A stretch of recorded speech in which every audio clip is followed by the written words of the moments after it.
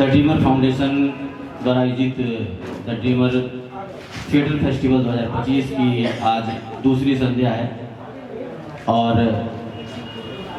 जैसा कि आपने कल देखा था कि यहाँ पर एक एकल नाटक प्रस्तुत किया गया और आज लोक गीतों से समा बांधा जाएगा। साथ ही साथ आने वाले कल में भी आपको एक नाटक देखने को मिलेगा, जुर्म। तो चूंकि समय पहले ही बहुत ज़्यादा व्यतीत हो गया है तो ज़्यादा समय नहीं लेंगे और सीधे कार्यक्रम की ओर बढ़ेंगे। जैसा कि हमारे थिएटर का, रंगमंच का जो परंपरा है, उस परंपराओं को फॉलो करते हुए हम आगे बढ़ेंगे और उसी परंपरा में शामिल है दीप प्रज्वलित करना। तो हम बड़े ही आदर सत्कार के साथ आमंत्रित करेंगे अपने देश के जाने वाले रंग निर्देशक, रंगकर्मी श्री मिथिलेश सिंह जी सर को। सर कृपया मंच पे आइए और दीप प्रज्वलन का कार्यक्रम को आगे बढ़ाते हुए भगवान का आशीर्वाद लेकर सभी को आप आशीर्वाद भी दें ताकि ये कार्यक्रम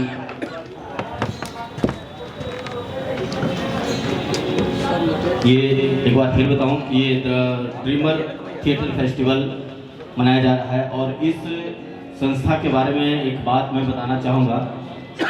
आमतौर पर जब संस्थाएं रजिस्टर्ड की जाती है, संस्थाओं का रजिस्ट्रेशन होता है तो वो 1 या 2 नाटक करते हैं, लेकिन ये जो संस्था है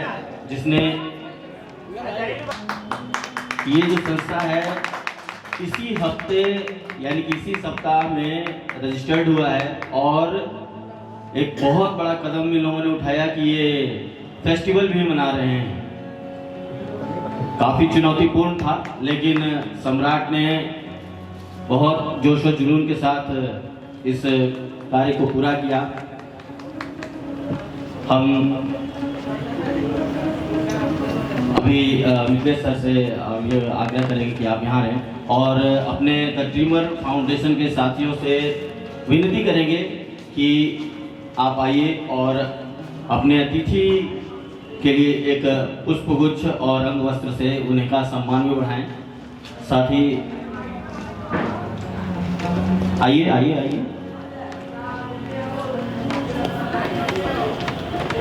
ये 3 दिवसीय महोत्सव मनाया जा रहा है।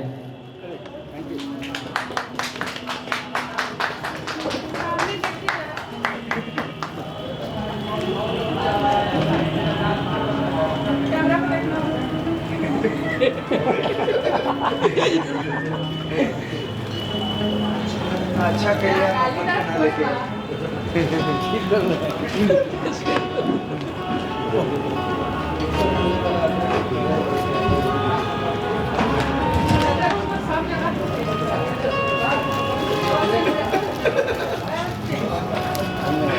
भाई तालियां हम लोग भी बजाएं, ताली तो बजाएं, क्या बात है।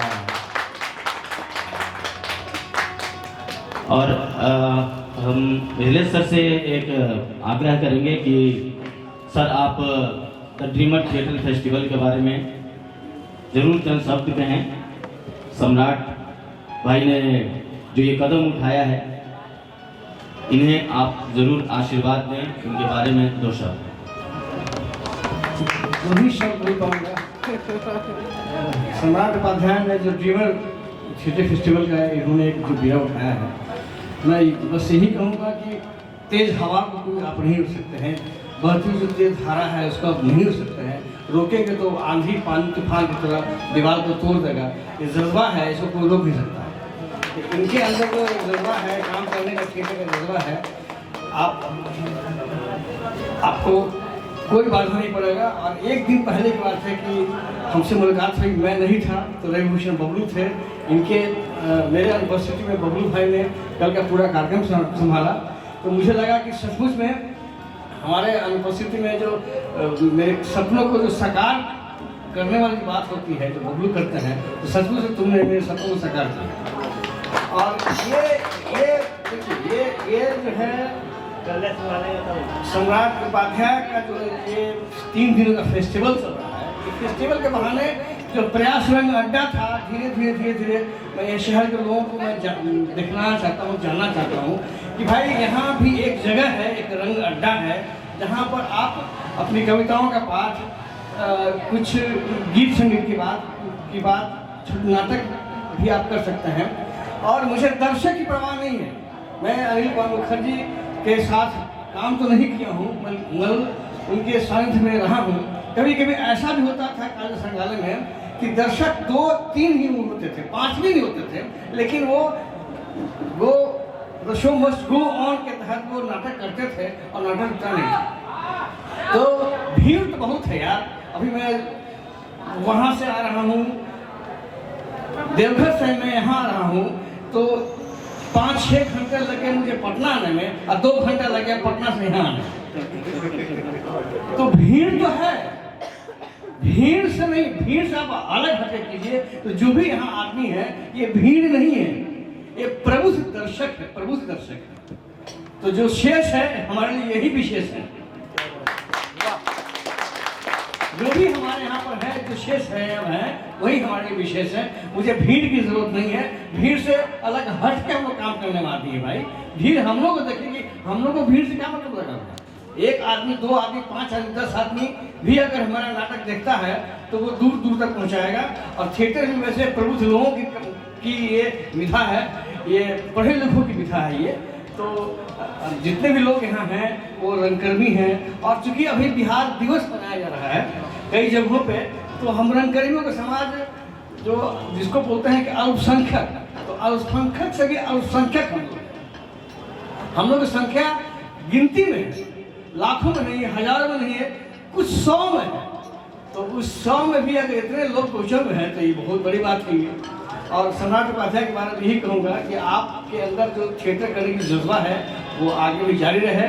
और आज चूँकि हमारे मगहिया जवान जो है रजनीकांत का चैत का कुछ कार्यक्रम है, तो हम अपने जो प्रयास का जो 27 से जो थिएटर फिर शुरू होगा उसका हमने नाम ही रखा है प्रयास चैत रंग उत्सव। तो चैतार से ही यहाँ मामला शुरुआत होगा। तो मैं आप सब लोगों को शुभकामनाएं देता हूँ कि आप दिन पर दिन और आप आगे बढ़ते रहें। Thank you sir. 2 मिनट और हम आपका समय चाहेंगे। और वाकई हम द ड्रीमर फाउंडेशन की ओर से प्रयास रंग अड्डा और मिथिलेश सर का बहुत आभारी हैं कि इन्होंने जो सहयोग किया वो भूलने योग्य नहीं है। लेकिन साथ ही साथ आप कार्यक्रम को और आगे बढ़ाते हुए द ड्रीमर फाउंडेशन थिएटर फेस्टिवल में द ड्रीमर फाउंडेशन की तरफ से ये आगे हर वर्ष एक इन्होंने चीज़ों को सोचा है कि अभी जब भी हम फेस्टिवल करेंगे आगे आने वाले वर्षों में हर वर्ष एक द ड्रीमर सम्मान एक रंगकर्मी को अवश्य देंगे। और इस बार जो किया जा रहा है उसमें जो द ड्रीमर सम्मान है वो आप भली भांति उनसे परिचित हैं। एक युवा रंगकर्मी, युवा रंग निर्देशक, द आर्ट मेकर के फाउंडर समीर चंद्रा भाई हमारे बड़े भाई हैं। हम उन्हें बड़े आदर सम्मान के साथ मंच पे बुलाते हैं कि सर आप आइए। और हमारे आइए मिथिलेश सर से आग्रह करेंगे कि हमारे समीर भाई को पुष्पगुच्छ, अंगवस्त्र और द ड्रीमर फाउंडेशन प्रतीक चिन्ह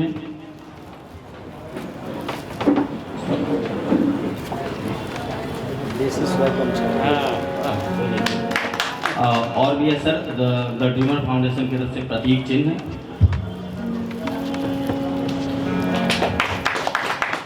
और एक उपहार। महिला अच्छा लगेगा, आप ही आवाज़ आप आइए ना, आइए आप हमारे लिए आइए। इनके ऑफिस का उद्घाटन हुआ था तो आप गई थी। मेरा कर्म ऐसा नहीं है, यहाँ तक अभी हम नहीं पहुँचे। आप बड़ी हैं, यही सबसे बड़ा कर्म है। द ड्रीमर फाउंडेशन की ओर से एक उपहार भेंट भी है अब हमारे समीर भाई के लिए। ये आप दी, हाँ भाभी।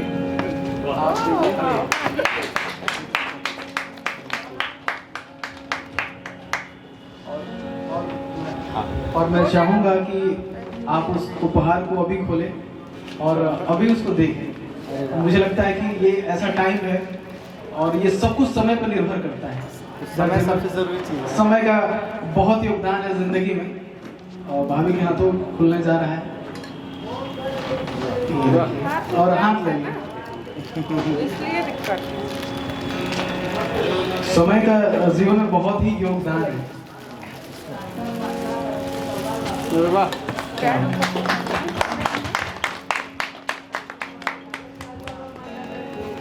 नहीं आप जब खाइए बना सकते हैं। पहचानिए बस के लिए चाहिए।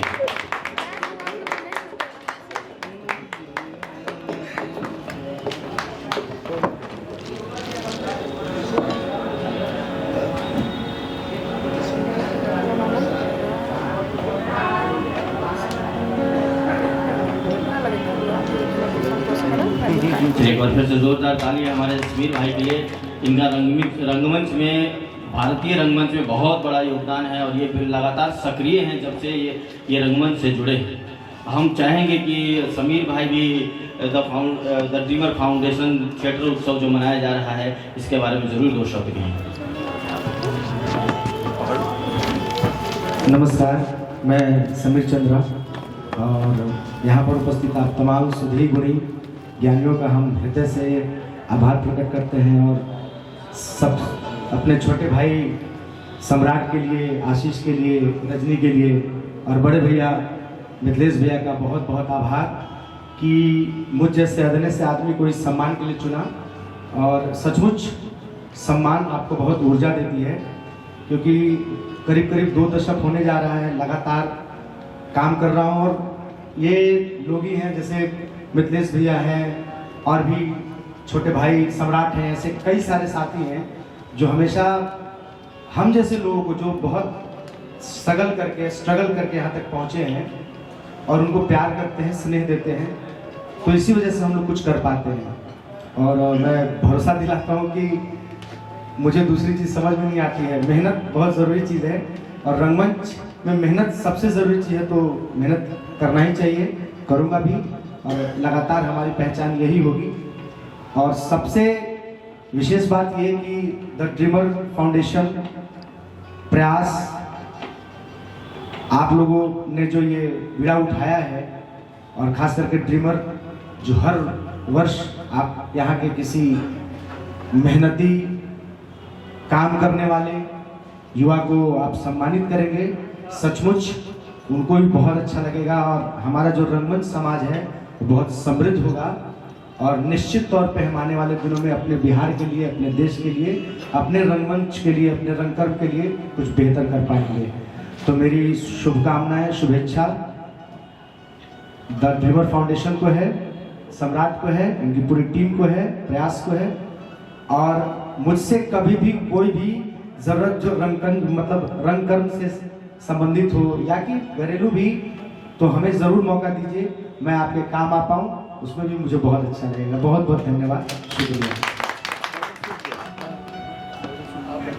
अभी सभी अतिथियों से निवेदन करेंगे कि अपना अपना स्थान ग्रहण करें। कार्यक्रम को आगे बढ़ाते हुए आज की जो प्रस्तुति है वो लोकगीत आप लोग सुनेंगे और उसमें भी वैरायटी है। प्रेम कुमार जी हैं, प्रवीण कुमार जी हैं, प्रेम कुमार पागल भी हैं, श्यामाकांत जी हैं, सुशील कुमार हैं, सुनील कुमार हैं और दीपक कुमार भी हैं और साथ ही साथ हमारे प्यारे रजनीकांत भी हैं। तो जोरदार तालियों से सभी कलाकारों का स्वागत करिए। अब ये मंच है भाई रंग ओला फाउंडेशन के नाम। बहुत बहुत धन्यवाद भैया। अपने लोग के सामने हम आज मगही के लोकगीत लेके आई है। कल जाए सामागधी मूल भाषा, मगही सभी भाषाओं की जननी है। ये मैं नहीं, राहुल सांकृत्यान जी कहते हैं, प्रकांड विद्वान, उनका कहना है। भले लोग कहता हो कि हमारी भाषा अपनी है, लेकिन सभी भाषाओं की जननी जो है वो मगही है और हमें गर्व होना चाहिए कि हमारी भाषा। हेलो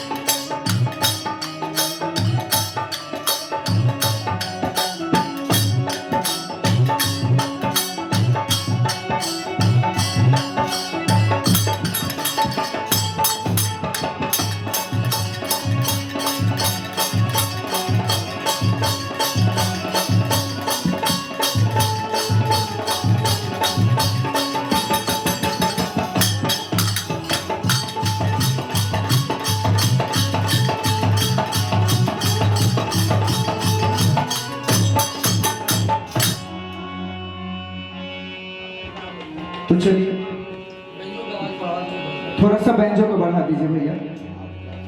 तो चलिए एक कजरी के साथ शुरुआत करते हैं। और चैत और फागुन अंतिम में कहे कि चैत और फागुन जो है ना पूरा ताकत लगा देना पड़ता है, तो हम सोच रहे हैं कि ताकत अंतिम में लगाएं। तो चलिए हाँ मगही कजरी है। और अभी हम जितना गीत अपने लोग के सुना है हमार लिखल गीत रहत जे हमार आवे वाला किताब बरिस दिन 8 है ओकरे में से है सब। तो चलिए पहले एगो कजरी। अरे बीत गेल 16 सावन हो, अरे बीत गेल 16 सावन हो, नायलयित जार कैली राजा जी। बीत गेल 16 सावन हो, नायलयित जार कैली राजा जी। जार कैली राजा जार कैली राजा जी। जार कैली राजा जार कैली राजा जी। आते गेल के तनी तूफान हो ये हो। आते गेल के तनी तूफान हो, नायलयित जार कैली राजा जी। बीत गेल 16 सावन हो, नायलयित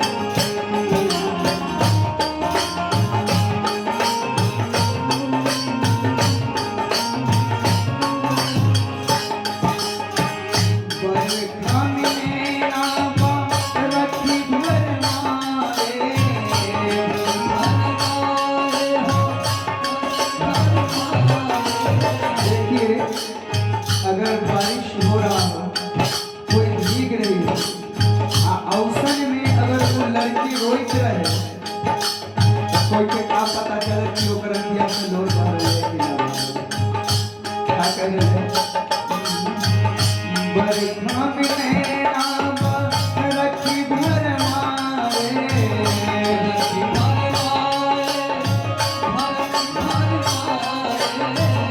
रजनी से दूर कबले चान हो, रजनी से दूर कबले चान हो, जाने कहीं राजा जी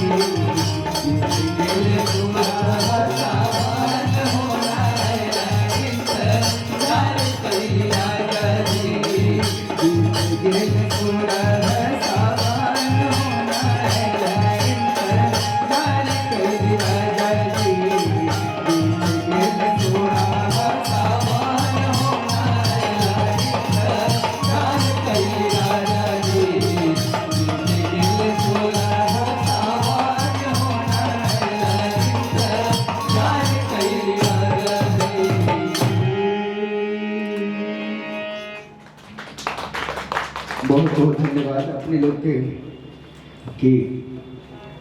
तो चलिए एगो सोहर गीत जे बच्चा के जन्म के उपरांत गावल है।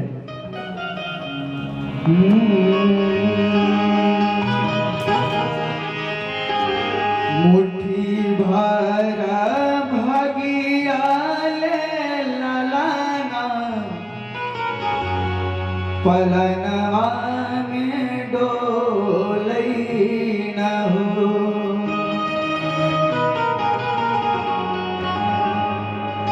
मुट्ठी भर भगिया ले ललाना, पलनवा में डोलई न हो, ललना मुसकई फागुनमा सामनवा पलनवा में डोलई न हो, ललना मुसकई फागुनमा सामनवा पलनवा में डोलई हो, मुट्ठी भरी भगिया ले ललना, पलनवा में डोलई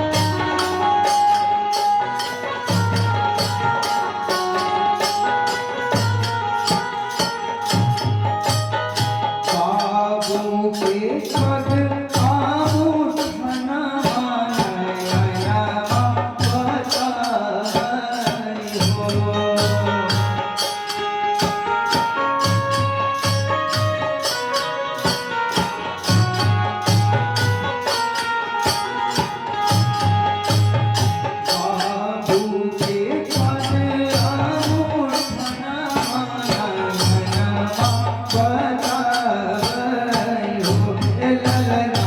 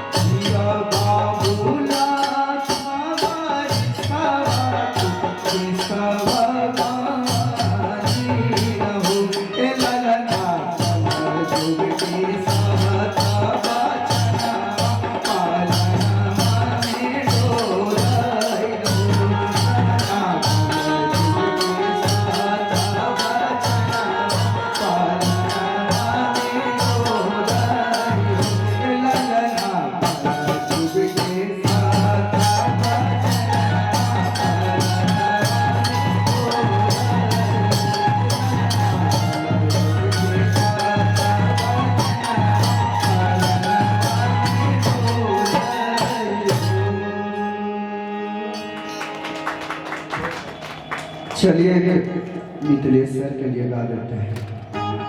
पीछे का बैठे हुए सर, नहीं आगे बैठिए, मैडम यही है, फिर भी आप अलग बैठे हुए हैं।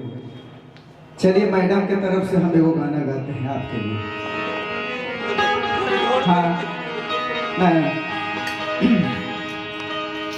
तरसैला हे पिया, अरे छछनैला हे पिया,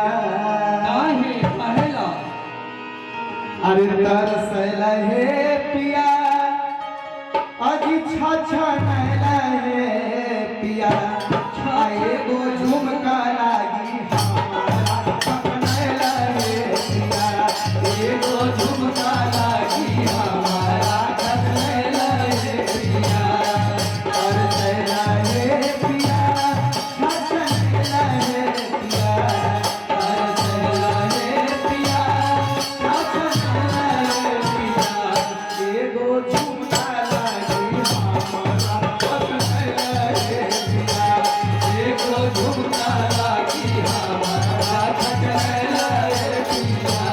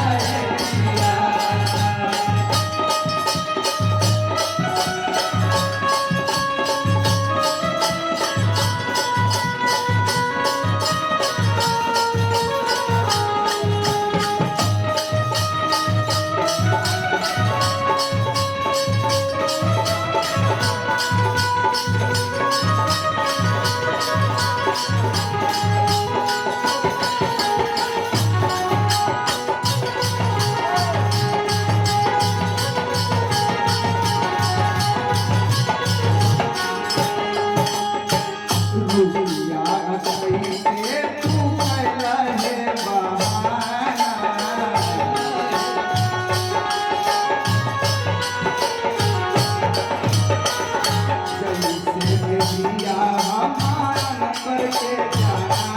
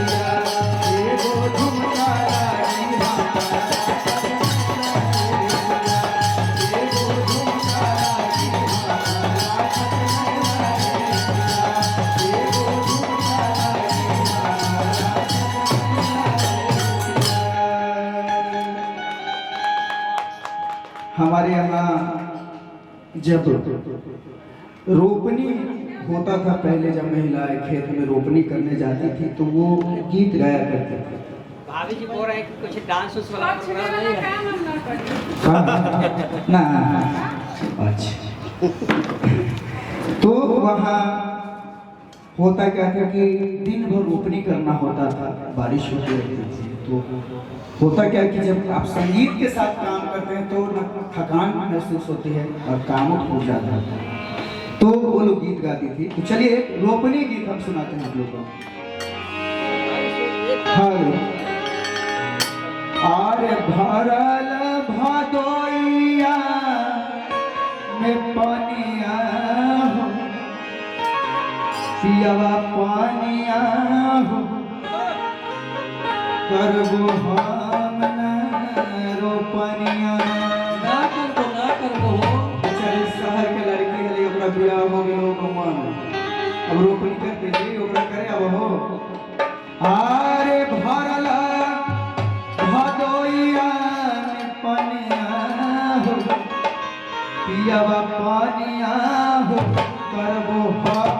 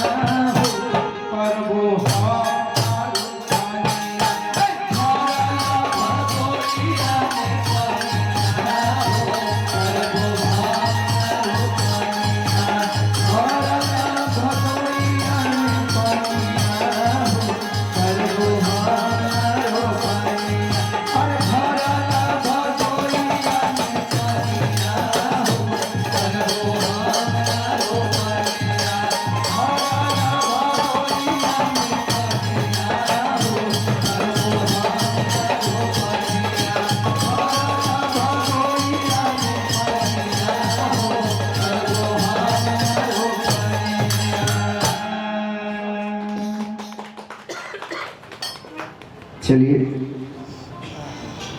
एक पहले बहुत ऐसा गीत आता था जो कि पारंपरिक लोकगीतों में कि नायक और नायिका का संवाद होता था। अब तो पता ही नहीं चलता है कि आजकल के गीतों में संवाद हो रहा है या गाली गलौज हो रहा है, कुछ पता ही नहीं चल पाता। पहले भोजपुरी की दुर्दशा थी और मगही में गीत नहीं आते थे तो एक खुशी थी कि चलो भाई हमारी भाषा में गीत नहीं आ रहे हैं, कम से कम हमारी भाषा बची हुई है। लेकिन कुछ लोगों ने ना मगही का भी बंटाधार कर रखा है। अब मुझे लगता है कि बिहार की जितनी भी भाषा है, मगही, मैथिली, अंगिका, गज्जिका, मैथिली, भोजपुरी, सबका यही स्थिति होने वाला है। तो चलिए, लोग क्या करते हैं उससे हमको कोई मतलब नहीं, हमें अपनी भाषा के प्रति सचेत रहना है।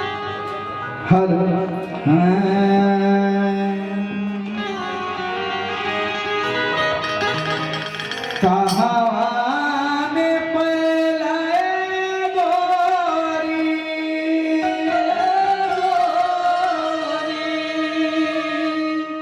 आहे मांगमो सकना है, आहे कहाँ में पला,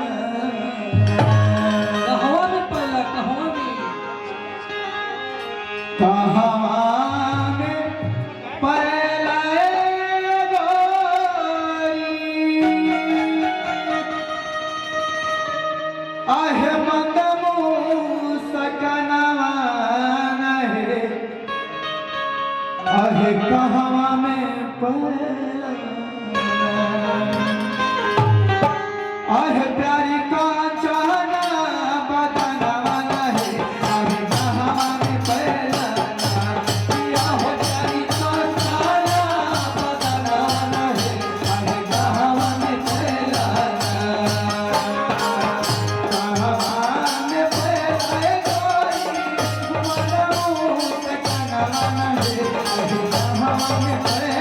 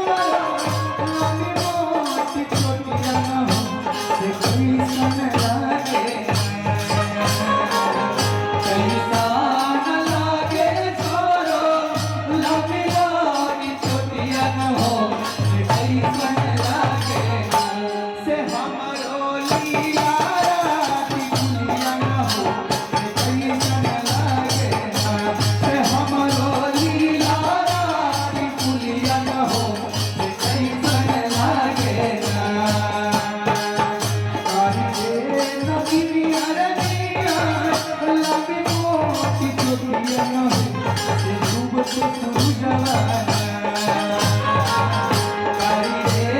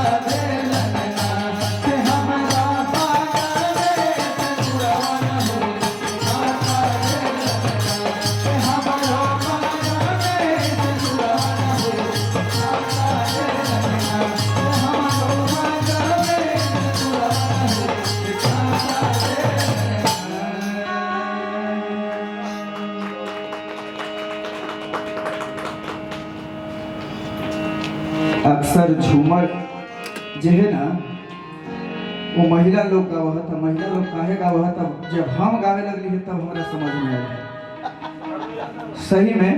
तो एगो पारंपरिक झूमर सुना दियो, हो सके कि मन में मैडमों के होते लेकिन कह ना पा रहे हुए, तो आज हम कह देंगे इनका ओर से। इनकर मेहरारू अक्सर कहते रहते कि झूमरवा गागा के इनकर शिकायत करें,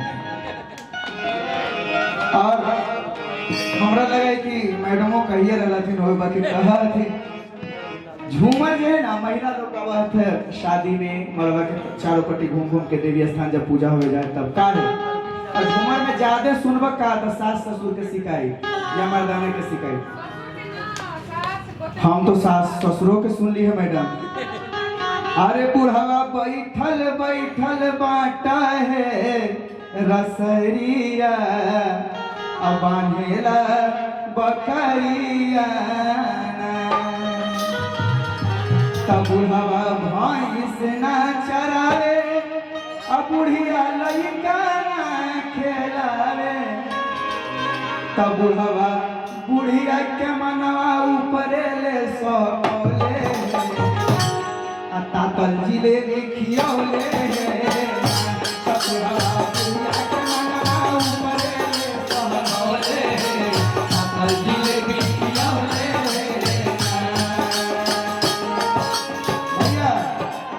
तोरा पगा हुआ जवन वाला गीत हुआ तुम्हारा उलझावा मत, तुम समझे कि तू बजा रहा तो समझे कि बोले ना गवे।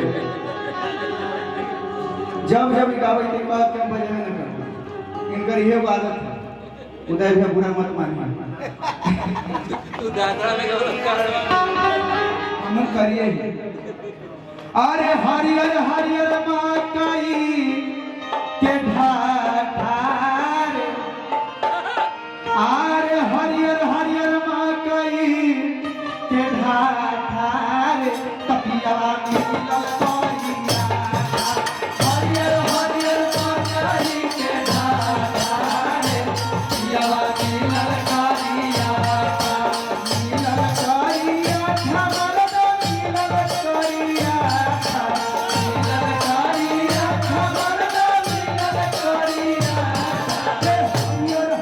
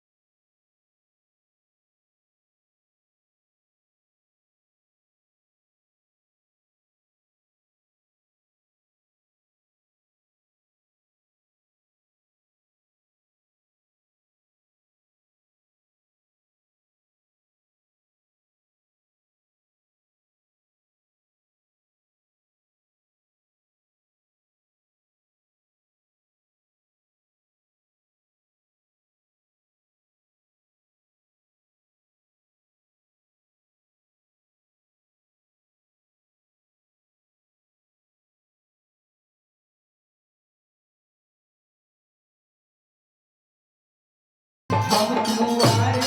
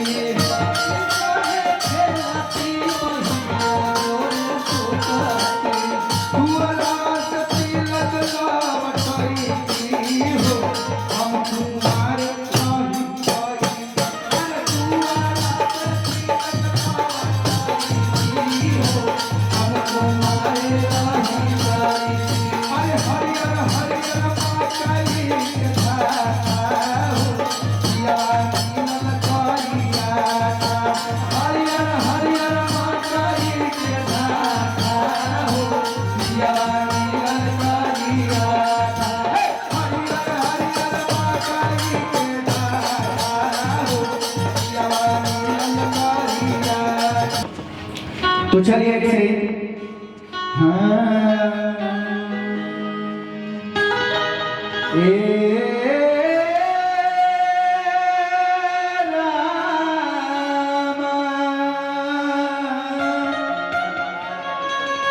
चैत मास में श्री राम जी का जन्म हुआ, पावन पवित्र मास।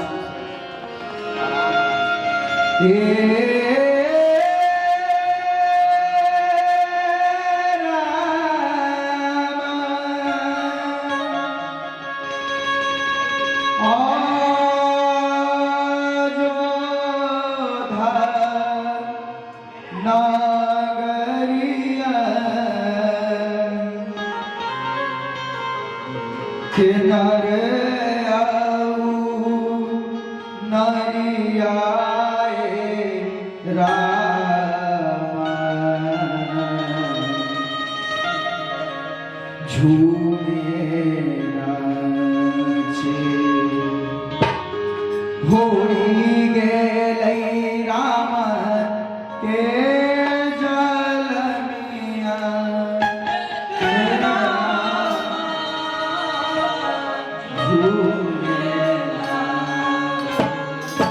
होई गेलै राम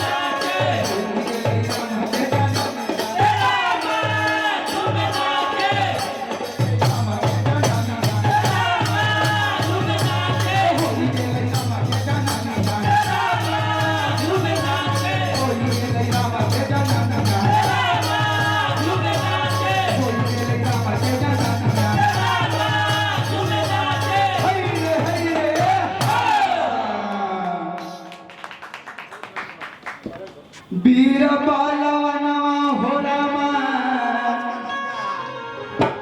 देखा चाही तो होई ना पर लचका ना हो तो चाही पूरा ना वीर बालवनवा हो रामा अंजनी लाला हो वीर बालवनवा हो रामा अरे अंजनी ललानवा हो अकबर जोरी करी सुमिराना ए रामा अंजनी ललानवा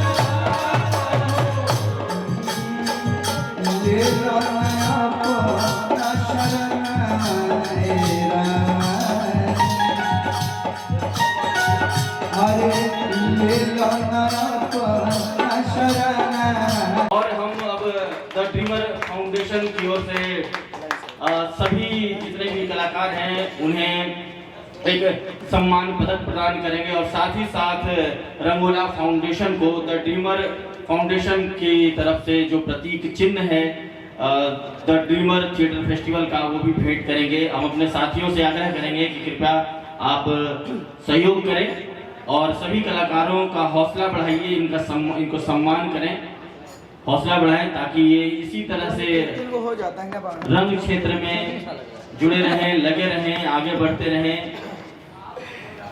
हर तरह का गीत आपको सुनने को मिला, चैत भी आपने सुन लिया, झूमर भी सुना और एक मेरा फेवरेट भी हुआ, मरद मिलल करियठवा, मकई के ढाठवा, मरद मिलल करियठवा, एक नंबर। ये सभी रंगोला के कलाकारों को हौसला बढ़ाने के लिए आदरणीय श्री मिथिलेश सिंह सर से आग्रह करेंगे, सर आप आइए और सभी कलाकारों को एक सबसे पहले सभी कलाकारों को एक सम्मान पदक है वो दे करके आप इन्हें सम्मानित करिए।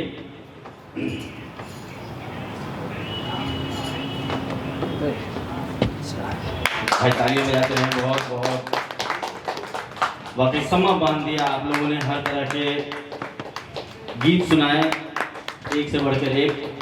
जयमाला बुझिया और इसको लिखल दू गो है।